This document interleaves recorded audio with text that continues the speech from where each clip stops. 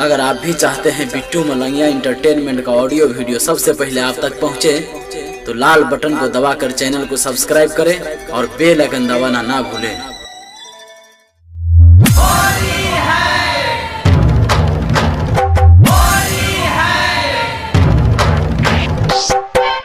अखन अहाँ सब सुन रहल छी बिट्टू मलंगिया इंटरटेनमेंट के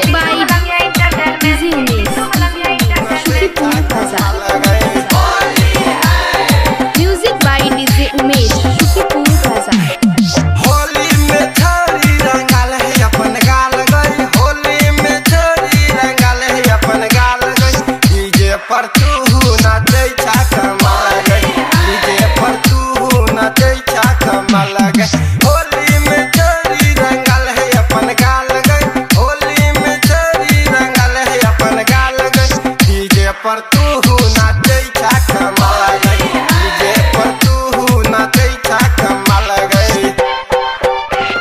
DJ Bittu Malangiya music by Madhubani Shukipur बाजार। Music by DJ Umesh Shukipur बाजार। देखै छो तोरा त बुढ़बो जवन का मारै छै अपनो तू ठुमको पठुमका। देखै छो तोरा त बुढ़बो जवन का मारै छै अपनो तू ठुमको पठुमका। पीबै के भांग किया करै छौ ढाल गई, पीबै के भांग किया करै छौ ढाल गई। डीजे पर तू नाचै छै कमाल गई, डीजे पर तू नाचै छै कमाल गई। DJ Bittu Malangiya music by Madhubani Shukipur बाजार। Music by DJ Umesh Shukipur बाजार। डीजल छो देह तोहर लागल लाल पियर, जे कियो आबै छो सेट जाइ छो नियर। डीजल छो देह तोहर लागल लाल पियर, जे कियो आबै छो सेट जाइ छो नियर। देखै में तू लागै छा बाबा लगै, देखै में तू लागै छा बाबा लगै।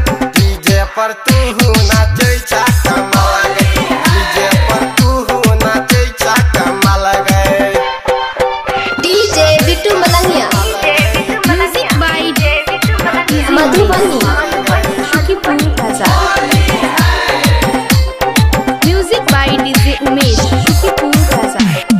आबे खेलाले न रंग चिपकौआ, यो सोखिया केला खेलै छै हमर चौआ।